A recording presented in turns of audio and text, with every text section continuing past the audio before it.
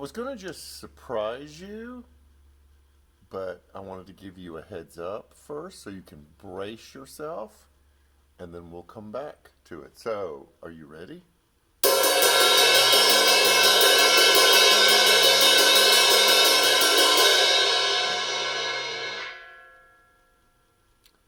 It was annoying, wasn't it? Happy Thursday. I don't have any coffee because there's no way that I would bring coffee into this drum set. So, why did I do that? Um, some of you are smart and already going there, but I'll come back to it later. Here's an interesting thing that I am wrestling with as far as understanding how I relate to the world. Um, I remember coming home one day from work and the traffic being like extra, extra heavy. And it was frustrating and it was congested. You know, LaGrange is really growing, and wherever you live, I know that you run into traffic all the time. And when I got home, I realized I was several minutes later than usual, and I was complaining about the traffic. And then it hit me in the moment that I was also the traffic. And for some reason, I separated myself from what was happening, and all of those cars were the traffic, and I was trying to get somewhere, and I wasn't actually a part of the problem. And I'm sure that the other people who were in that traffic, who eventually got to where they were going, complained about the traffic, and I was included in that. And so I don't know what the revelation to me was to me that helped me realize that I was also part of the problem. Um, but it did put things in perspective. The reason why I was banging this cymbal was, for some of you already know, it's a classic, well known scripture, 1 Corinthians 13, that says, "This is what I sound like if I don't have love." And I don't think we internalize this enough. We don't think, well, I'm not like that. It's everyone else who's like that when they talk or complain or moan about how awful everything is. They don't see themselves as this. They see other people as that.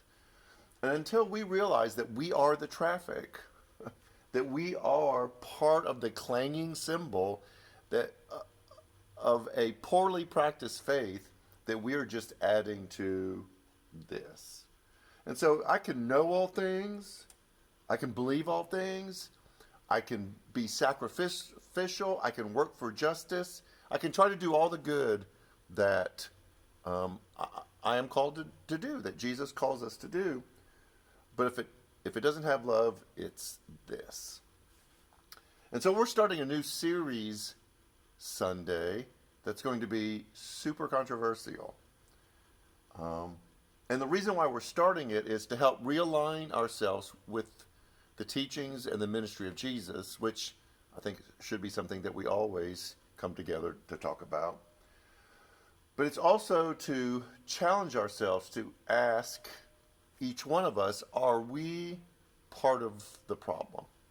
And the problem that I want to address is this thing that I'm calling political morality, and that is where we're letting our political ambitions, our drives, our positions dictate what our faith would look like. They kind of speak into our faith rather than letting the teachings of Jesus be the central foundation of what we do. Now, all of us, myself included, will say, well, no, I'm able to support my beliefs with scripture and it's sound. Because we don't think we're traffic. Um, because what we believe is right, then it gives us this authority or this right to practice it in a way that other people don't experience it like we do. And everyone is guilty of this. It's not one particular church. It's not one particular party. There are places that we see it more evident than in others, and some churches, some religions do a really good job of separating non-scriptural political beliefs from the central teachings of Jesus.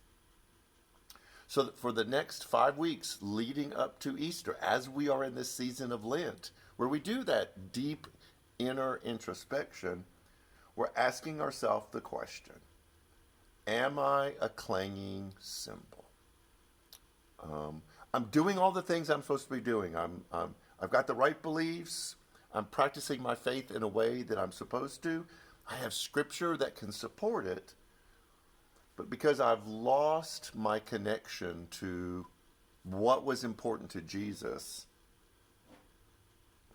brace yourself. This is what I am.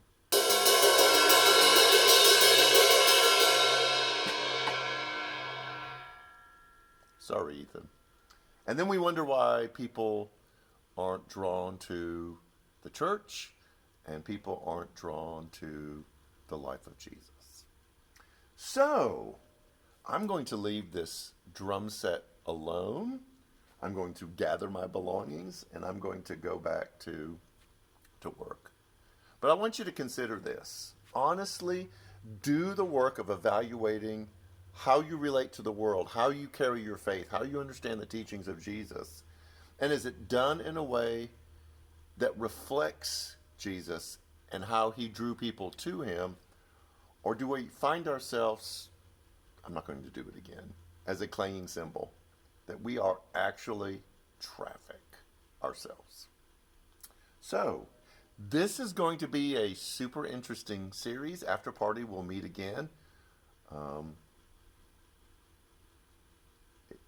We're going to have some great discussion, but I wanted us to do it from a place we're really looking at, are we making the things that were important to Jesus important to us? So, we're kind of gotten through a really busy season. We're we're in March, and so we hope to see you Sunday. Check out all the social media if you want to know specifically what's going on. Again, Facebook, the app is the best way to find out what's going on. Twitter, Instagram, contact us if you need anything. We had a really heavy service this past Sunday, and so we had a lot of contact and a lot of conversation after that. So join us this Sunday, either in person, it's great to see your face, or virtually. You are our family, even if you join us online. So, I don't have any coffee. Have a great rest of the week. Be careful tomorrow. They're talking about some dangerous weather. And we'll see you Sunday. Take care.